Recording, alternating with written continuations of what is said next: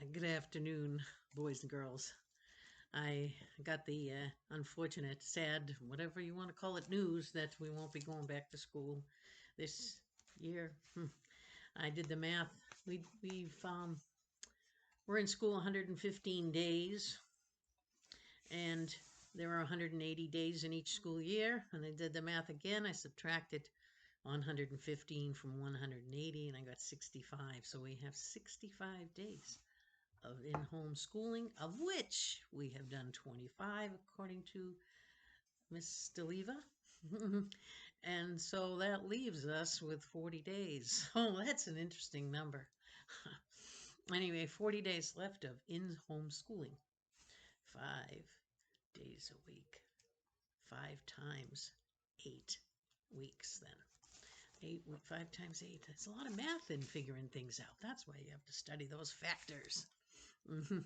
You upper L students, you. Anyway, I said that Miss Amy would read this, but I have to read it myself to keep going. I think it's going to help me, and I need to know what happens next. So, chapter 11, actually, chapter 10 was what we read last, and I usually review what we read. We can do this. We have this good book. I told you, a book is like a good friend. So, I'm going to read my good friend and help me make me feel better. Oh, God. Hi there, friends. Here we go. So this last chapter was him. Oh my goodness. So they have breakfast, and then three boys start looking around. That includes Jonathan and Walter, I believe it was, and Colin. What would we do without Colin? Walter's pretty good too. So anyway, they go down, down, down, and all these cold, rainy, wet, whatever stairways into the depths. Go through this rope, and there's all these noises and crazy things. Anyway, two of the boys say, "I'm getting out of here," right? And Jonathan's by himself, and he falls down the stairs. He bangs himself up, but he's okay. And then he gets down the bottom, and then he sees a light, right? Under the door. I remember all this. I didn't have to look. Anyway, that's what a good book does, remember, right? So then the humming stopped. There was a grunt and a growl from behind the door. This is the end of chapter 10. The door jerked inward, flooding the corridor with yellow light. Jonathan's eyes burned, and he threw his arm over his head. A deep, rumbling voice, like wet boulders scraping together, rasped out of the blinding light. "What are you doing here?" Did I sound like wet boulders? Rumbling voice, like wet boulders scraping together. "What are you doing here?" That sounds better. All right, chapter 11. What are you doing here? No, it's called A Beautiful Rat. Is it the rat? This is what we're going to find out, right? Jonathan stood pinned in the light. He blinked his eyes and squinted up at the looming shadow before him. I'm just. He took another step back, but a hand reached out and grabbed a hold of his sleeve. "Get in here," the voice rumbled. "Otherwise they will." Jonathan was pulled by his arm through the door. It slammed shut behind him, and the hand released him. He shrank back against the closed door. The light in the room wasn't as bright as it had first seemed, after his stumbling nightmare in the total darkness. It was just candles, 8 or 9 of them, and one sputtering lantern. Jonathan blinked and looked around. The room was full of books. Shelves lined the stone walls, each covered to the end with large, leather-bound books. Low bookshelves divided the middle of the room, also full of nearly lined volumes, with more books standing up on top between the heavy iron bookends. Along one wall were evenly spaced window wells, deep and arched, but their views were blocked by leaning rows of books standing on their sills. That's the edge of the window, right? Jonathan knew in an instant that he'd stumbled into Slabhenge's library, and it had a librarian. He eyed the flickering candles nervously. A bunch of candles in a room full of books didn't seem like a great idea. Why? Even in a prison made entirely of stone, he resisted the urge to jump and blow them out. "Come for a book, did you? Come to see what we have?" Jonathan looked to the surface, to the source of the voice. The man was old, incredibly old, impossibly old. His face was deeply lined with wrinkles and creases. He was thin, and must have once been very tall, before he'd gotten so stooped over. He peered at Jonathan from behind thick, smudged glasses that magnified his eyes to silver dollars, shiny blue. His hair was thin and pure white and long, draping over his shoulders and far down his neck, or down his back. Wow, this was long, draping over his shoulders and far down his back, his hair was. And it was shiny white, pure white and long. He held his hand to the side and tilted down, so his eyes had to look up into Jonathan's. A shy smile snuck onto his lips, revealing small, crooked yellow teeth. But the smile scurried quickly away into the shadows. Or else who will get in? Jonathan finally managed to croak. The man's eyebrows crinkled and frowned. I'm sorry? When you pulled me in, you said to get in, or else they would. Who?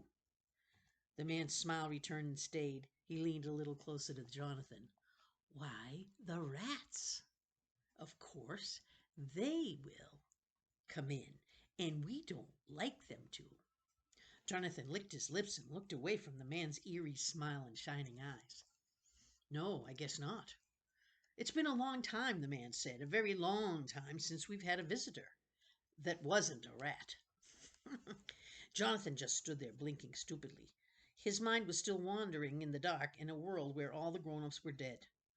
Go ahead, take a look around. Pick one out or two. The man's little smile came and went as he spoke, like a bobbing lantern on a boat lost in the fog. He took a step back and spread his arms. Any book you like? Jonathan took a breath, then stepped past him into the shelves of a slab-hinged library. The books were all old. Their spines were cracked and painted with gold words of their titles. Some of them Jonathan recognized, most he did not. Their pages were yellowed and worn. The smell of leather and ink and old paper mixed and mingled with the candlelight and filled the room. All the books, despite their age, shone with a well-cared-for light. There were no cobwebs in the forgotten library, no dust on these ancient books. What do you like to read? The librarian's voice trailed along behind him as he scanned the shelves. Adventure, is it? Jonathan Swift. Mysteries, maybe. Perhaps Sherlock Holmes. I used to read a lot, Jonathan answered softly, his eyes exploring the titles of the books as his fingers slid over their spines. Before coming here? Not exactly, just before. Jonathan's fingers stopped on a dark, well-worn spine. The librarian leaned in to see where Jonathan was looking.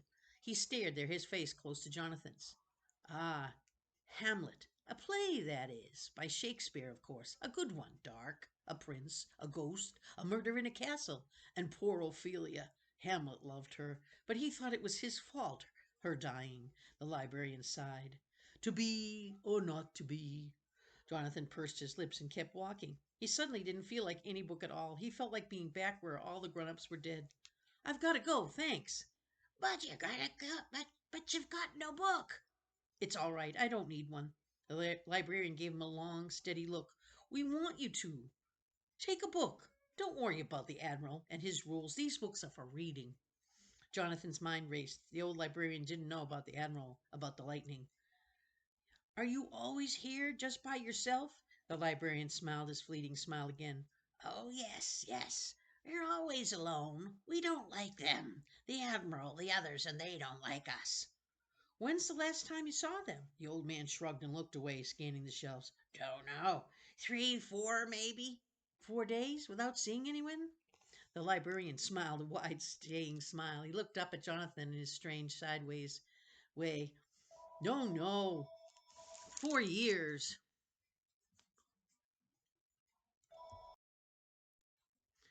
No, no. 4 years. 4 years without seeing anyone. At least. Jonathan's mouth dropped open. What? How? Don't you get lonely?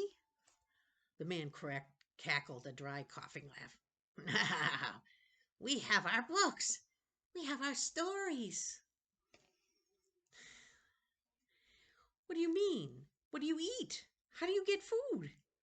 We go down in the very dark middle of the night, and we bring back what we need. The Admiral leaves us alone, and we leave him alone. Oh, okay. The librarian pulled a book from the shelf and pressed it into Jonathan's hands. Here, start with this one. Jonathan looked down. The book was thick, with a red, pictureless cover. In plain gold script on the cover was the title, Robinson Crusoe. It's about getting stuck on an island. The librarian winked at him with bloodthirsty natives. Thanks. The old man just nodded. As they walked back toward the door, the man stooped down to pick up a large cat off a chair. He held it in one arm and stroked it with his other. Read it. Bring it back when you're done. And then you can have another book. He patted Jonathan on the shoulder and left his wrinkling hand resting there. We'll be here. Okay. You and your cat? No, me and 99 here. The old man smiled and held the cat out toward him. Right, Jonathan said, reaching out to pet the cat. You and your Jonathan gasped and jerked his hand back. The animal he'd been reaching out to pet was not a cat at all. It was a rat. A beady-eyed, pink-tailed, black-coated rat that was bigger than most cats he'd seen. Its eyes glittered up at him above two huge top front teeth that poked sharply out of its mouth. God, it's a rat! It's huge! The librarian laughed, a deeper laugh than before. His eyes closed when he laughed. Yes, he giggled and stroked the rat gently from its head to its naked green tail. My big, beautiful boy. 99 is his name. That's the biggest rat I've ever seen, by a long shot. Jonathan was backing toward the door. The librarian giggled again and nodded. Yes, very big. Years and years. It took me a lifetime. Always bigger. The monstrous rat leaned back into the librarian, scratching fingers. You made him that big? How? Oh, time, patience, attention. Years. I found the very biggest rats. One boy, one girl, and I put them together. The rat's tails curled lovingly around his arm. I let the babies grow just a little to find the biggest and let the others go after I cut off their tails. You cut off their tails? Another smile spread across the librarian's lined face. Of course, so I would know who they were. Brothers and sisters can't make babies, you know. And I would find another big one with a tail and make more babies. And again, so many times, so many tails, and always bigger. A cloud passed over the old man's face, erasing his smile. I had almost lost it all with 76. She wouldn't have babies. Couldn't, I was afraid. His smile returned and the cloud lifted. But then she did, and they were beautiful and big. Goosebumps rose on Jonathan's arm. You mean this is your 99th rat? Oh, no, the man chuckled. Much more than that. I just stopped counting. 100 sounds so ugly. It's no kind of name for a beautiful rat. Oh, right. Jonathan put his hand on the doorknob and turned it. You'll come back to us and another book. Yeah, sure, he answered, opening the door into the inky blackness of the passageway. We hope so. How are things going out there? The librarian's white eyebrows cocked out at the darkness looming past the doorway.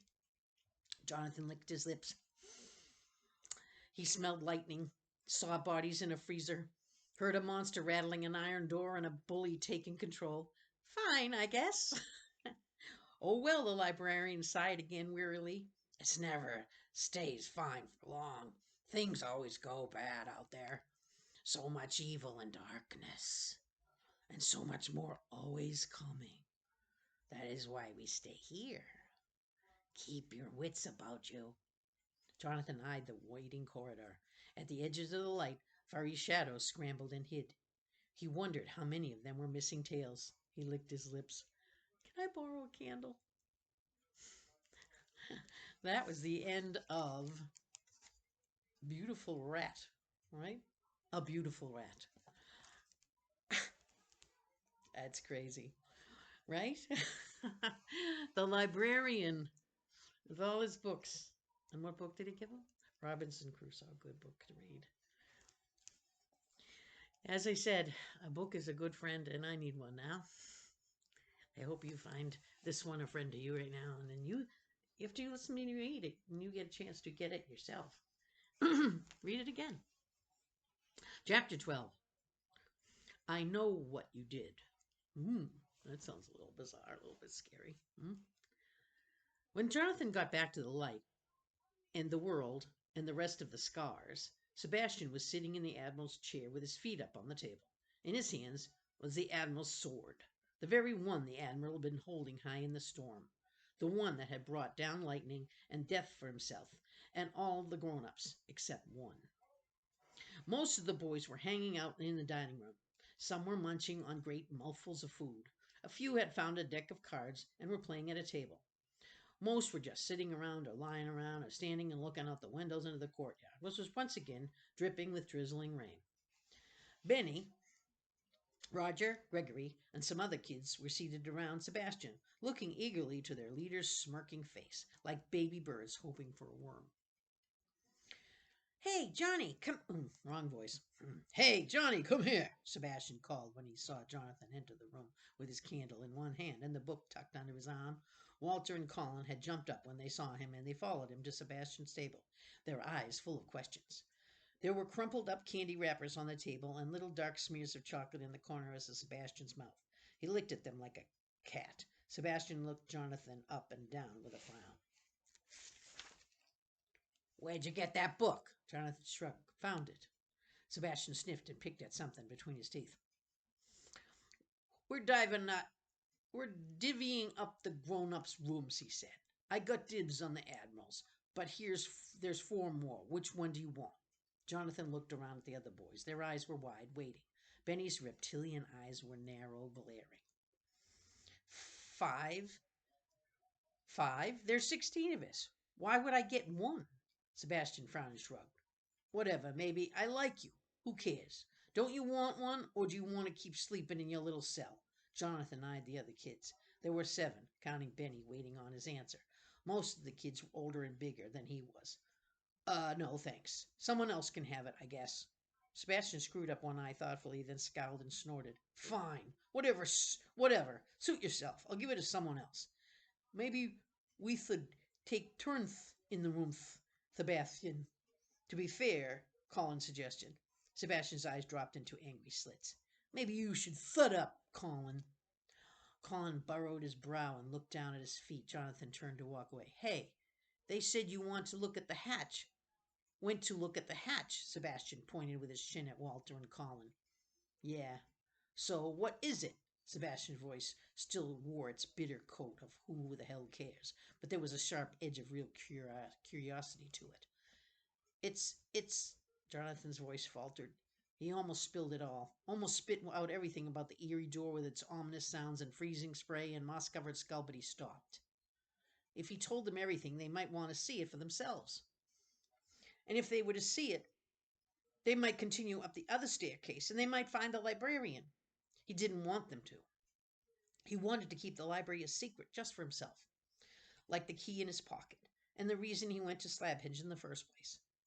It's just a door, he said with a shrug and a roll of his eyes. A door? Yeah, like any old metal door. It's locked, though. He shrugged again and turned to walk away. No big deal. Walter and Colin followed at his elbow as he walked away into the kitchen. He was starving. Once they were away from Sebastian's ears and safe in the empty kitchen, they peppered him with questions. Where were you, man? What took you so long? We waited for you at the top of the stairs. Where did you go? Jonathan looked around and grabbed the end of a loaf of bread someone had left sitting out. He took a big bite and gnawed at one side of his mouth. I got lost, he answered with a shrug. Went the wrong way. With your lantern. What's with the candle? Jonathan shrugged again and looked away. I broke my lantern. Then I found this. No biggie. What have you guys been up to? Walter rolled his eyes. King Sebastian's out there, living it up. He's claimed the Admiral's room, of course, and most of the best food. He's called some big meeting in a few minutes before dinner. I don't like that guy, man. Jonathan grabbed an apple that was sitting on the counter and bit into it.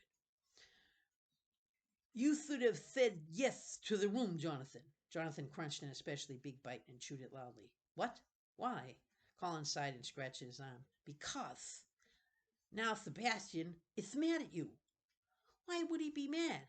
I said to not no to be nice. Colin shrugged. He gave you a room. It was to be it wasn't to be nice.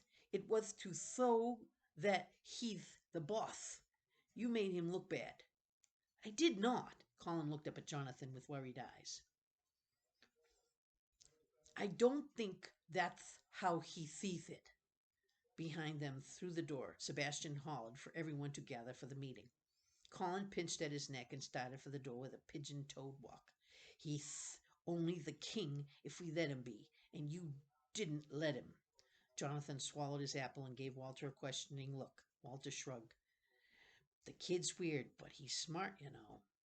Yeah, I think he is. In the dining room, Sebastian was sitting on a table, the blade of the Admiral's sword resting on his shoulder.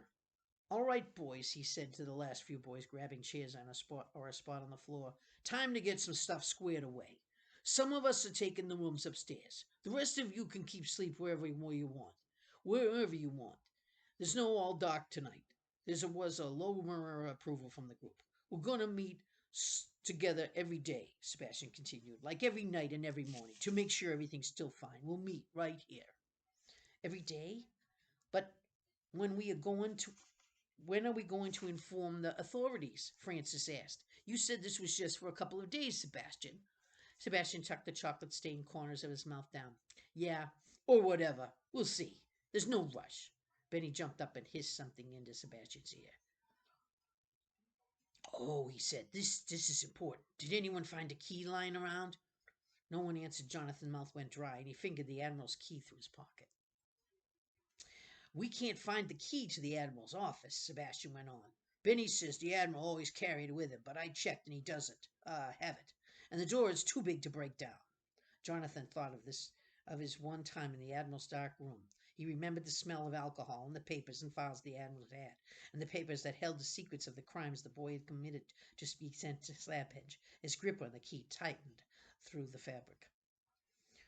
Why do you need to get in there? Miguel asked. Sebastian shrugged. There's paperwork and stuff that Benny wants, plus a bunch more of the Admiral's chocolate, and, Sebastian smiled and cocked his eyebrows, the Admiral's booze, of course. That could be fun. Some of the boys giggled nervously. Well, if you find an old key, hand it over. It's around here somewhere. Whoever finds it gets a room upstairs and a handful of chocolates. Sebastian rose to his feet and pointed with the sword toward the kitchen. Meeting's over. You know where the food is. Dinner time is whenever you're hungry. Same with breakfast. Any questions? What can we eat for dinner? Another kid asked. Whatever you want. What are you doing tomorrow? Sebastian shook his head in exasperation. Whatever you want, he repeated impatiently. Look, no more questions. Do what you want. That's the point. They're not here anymore. We are. It's us, just us, the Scars. We should have some rules. Rules. Sebastian clenched his fist and gritted his teeth. We don't need any rules, he says. We don't want any rules. He held his hands out to the groups. Do we? There were some shaking heads, some grumbles of agreement, a few loud shouts of no. What about food? Colin persisted. What about it? If we all just eat whatever we want, we'll run out. We need to plan it out. Sebastian smoldered like a dynamite wick. He opened his mouth to spit out an answer, but Jonathan beat him to it. He's right, Sebastian. The Admiral probably didn't order enough food for us all to eat like this. We're going to run out. Sebastian's eyes clouded with doubt. His dynamite wick sputtered. He licked his lips. Well, fine then. We should be careful about eating too much, I guess. Don't go crazy. Hell, go back to eating oatmeal if you want, but I've eaten enough oatmeal. He popped another square of chocolate into his mouth and chewed it loudly to make his point. Benny murmured something to him and grinned a sticky brown smile. And the supply boats coming in today in 2 days. They will have plenty of food. A thought shot into Jonathan's head. What about the mailboat? He asked. The mailboat, Johnny, comes every day. So it'll come tomorrow. Yeah, so? Jonathan looked around. He didn't want to make Sebastian look bad in front of the group. Well, so we'll need something to give it, right? Wouldn't it be suspicious if we didn't? Sebastian stopped chewing with his mouth stuck open. Oh, he said for a moment. Yeah, right. I was going to get to that. He chewed thoughtfully for a few seconds before continuing. We all still need to write letters every day, just like we were. No one eats dinner until we have your letter. Excuse me. Benny jumped up and again and whispered something to him. Sebastian nodded. And I'm writing every one. No one said anything about the grown-ups or the lightning or anything. Everything's just A-okay here at Slabheads, right? Walter, go grab a bunch of paper and pens. Another picture of a key on the top of this page. And to change the subject for a minute, the painting behind me, I painted. I visited my sister in Germany, and her husband was from Austria. And we went to Austria. And this is a picture of that I took. Picture of the scene in Austria when I was there. And then I came home and I painted it. I learned how to paint oil painting. And it's it's actually a picture of a small chapel in front, and behind it is the barn where they kept animals. It was a big farm in Austria. Beautiful. Really something out of different. As I said, when I was 18, when I went there, it was like a different world. But anyway, that's where he grew up, on that farm, until he went away to college, or to boarding school, and left the farm. Her husband, and when they were first married, I went to visit them my mother sent me by myself at 18. And it was quite a trip, beautiful trip. And anyway, that building in front is very old, the white one, and it's in a historical museum over there now, because it was built so long ago, and the farm itself isn't this old, and it was historically something that should be saved, and they picked it up. I guess it took it, but it was there when I was there, so I thought it was beautiful. Anyway, it's one of my favorite paintings. Back to our book. The key, anyway, was above the top. So they're going to write letters. They all sat in silence, writing their letters home. Jonathan stalled, looking around at the other boys bent over their papers. Tongues poked out of their mouths. Eyebrows crinkled. Pen tips scratched on paper. Out through the window, the sky was darkening toward night. It's starting to darken in here, too. It's 4:45. So, it was raining. It's been raining. It's just like this place. It was raining. The afternoon drizzle turned to a steady pour. The boys around him were squinting to see their own words, as I am. When each boy finished, he walked up and handed it to Benny, who read it over. He'd nod and hand it back, and the boy would address the envelope, and it would go in the mailbag. Jonathan stared at his blank sheet of paper, trying to find words in the darkness. Colin sat behind him. He'd already handed in his letter, but he'd gotten another piece of paper, and his hands were fluttering busily around it. "What are you doing?" Jonathan asked him in a whisper. "Origami," Colin answered. He made a few more quick folds and then held up the paper, now folded into an intricate shape. The. It's a bird. The. Forget what I'm doing. It's a bird. A crane. He smiled, rose, and then flitted away. He handed the paper bird to Jonathan. "Cool, thanks. Where'd you learn to do that?" Colin shrugged. "I stole a book." They grinned at each other. Jonathan took a breath and went back to his own blank piece of paper. Benny sneered at Jonathan when he walked up with his letter. He was by himself at the end of a long table, a tall white candle lighting his face. His eyes skimmed over Jonathan's letter. "Looks good enough, Johnny, I guess. Who's Sophia?" His eyes flashed up to Jonathan, and in the candlelight they looked hungry and black like a cobra's, but less honest. "She's a friend." A venomous smile rose like oil at the corners of Benny's mouth. The points of his teeth showed like fangs. He lowered his voice to a taunting hiss, so the boys at the other tables couldn't hear. "No, she's not. I saw your paperwork, Johnny, in the Admiral's office the day you got here." His foul smile widened. Jonathan's breaths got shallow and fast. His mouth went dry. I know what you did. I know. You better do everything Sebastian says and everything I say, or I'll tell. And you don't want me to tell, do you? Jonathan shook his head in one small shake, side to side. Benny grinned. He handed Jonathan an envelope. When he spoke, his voice was loud again. Here you go, Johnny. Write Mummy and Daddy's address right there. He flashed a smile like a knife blade in the dark and turned back to his own letter. Jonathan had to steady his shaking hand to write down his parents' address. The librarian's warning echoed in his mind. Things always go bad out there. So endeth chapter 12, which was it called The Beautiful Rat? Is that still Beautiful Rat? No, we changed, right?